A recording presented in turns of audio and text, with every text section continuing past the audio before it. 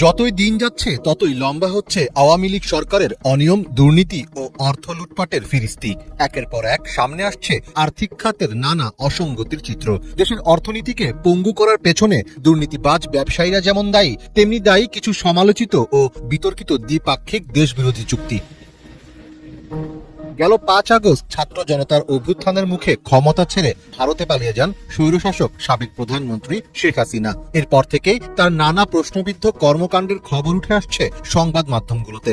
এর মধ্যে অন্যতম ভারতের বৃহৎ কোম্পানি আদানি গ্রুপের সাথে বাংলাদেশের বিদ্যুৎ ক্রয় চুক্তি, যা নিয়ে ব্যাপক বিতর্ক আর সমালোচনা চলে আসছে টানা কয়েক বছর ধরেই।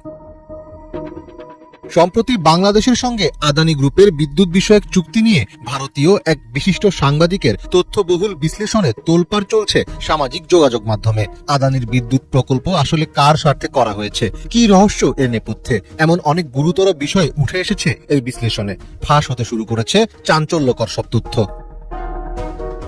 সুব্রত বসুর সাথে টকশোতে ভারতের প্রখ্যাত সাংবাদিক পরাঞ্জয় গুহ ঠাকুরতা বলেন, হাসিনা দেশের ন্যূনতম স্বার্থ উপেক্ষা করে একতরফাভাবে আদানিদের সুবিধা দিতেই এই চুক্তিতে গিয়েছিলেন। তার তথ্যে উঠে আসে মূলত নরেন্দ্র মোদীকে খুশি করতেই হাসিনা আদানির সাথে বিদ্যুৎ উৎপাদনের চুক্তি করেন। বিতর্কিত এই প্রকল্পের বাংলাদেশে না আছে কোনো প্রয়োজন, দেশের জন্য এতে না আছে কোনো স্বার্থ। গৌতম আদানির প্রতিষ্ঠান আদানি পাওয়ার লিমিটেড ভারতের বৃহত্তম বেসরকারি বিদ্যুৎ কোম্পানি। আদানির সাথে চুক্তির অধীনে বাংলাদেশকে অন্যান্য কয়লা ভিত্তিক বিদ্যুতের তুলনায় উল্লেখযোগ্যভাবে বেশি দাম দিতে হবে। যদিও এসব কয়লা যথেষ্ট নিম্নমানের। এসব কয়লা অস্ট্রেলিয়ার আদানি মালিকানাধীন খনি থেকে ভারতের একটি বন্দরে সরবরাহ করা হবে, যা ঝাড়খণ্ডের গোড্ডা প্ল্যান্টে পাঠানো হবে। এরপর সেখান থেকে বিদ্যুৎ আসবে বাংলাদেশে।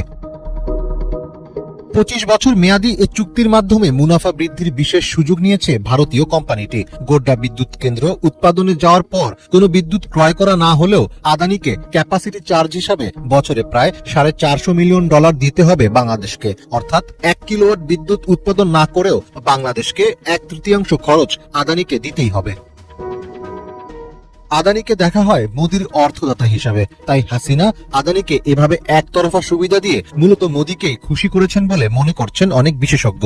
দেশের স্বার্থ বিকিয়ে দেওয়ার বিনিময়ে ভারতের সহযোগিতায় হাসিনা ক্ষমতা পাকাপোক্ত করতে চেয়েছিলেন বলেও মন্তব্য করেন কেউ কেউ। তবে হাসিনার অতিরিক্ত ভারত প্রীতি ও অন্যান্য দায়িত্বশীলদের নীরব ভূমিকার কারণে বাংলাদেশে সেটি সফল হলেও শ্রীলঙ্কায় তেমনটা হয়নি। জানা যায় 2022 সালে শ্রীলঙ্কার একজন ঊর্ধ্বতন কর্মকর্তা লঙ্কান সংসদীয় প্যানেলের সামনে দাবি করেছিলেন যে প্রধানমন্ত্রী নরেন্দ্র মোদী প্রেসিডেন্ট গোটাবায়া রাজাপাকসেকে আদানি গ্রুপকে একটি বিদ্যুৎ প্রকল্প দেওয়ার জন্য চাপ দিয়েছিলেন, কিন্তু বিতর্ক ছড়িয়ে পড়ায় সেটি আর সম্ভব হয়ে ওঠেনি। গত বছর ভারতের প্রধান বিরোধী দল কংগ্রেস অভিযোগ করে 2018 সালে আদানি পাওয়ার সুবিধা পেতে বিশেষ অর্থনৈতিক অঞ্চল হিসেবে প্ল্যান্ট স্থাপনের আবেদন করেছিল, কিন্তু সেটি নীতি বহির্ভূত হওয়ায় বাণিজ্য মন্ত্রণালয় তা প্রত্যাখ্যান করে। কিন্তু পরবর্তীতে শুধু আদানি গ্রুপকে সুবিধা দিতে নীতিমালায় পরিবর্তন আনা হয় এবং বাংলাদেশের বিশেষ অর্থনৈতিক অঞ্চল বোর্ড আদানি পাওয়ারের আবেদনের অনুমোদন দেয়। সে সময় এমন সিদ্ধান্ত সরকার কেন নিয়েছিল তা হয়তো এখন সবার কাছেই স্পষ্ট।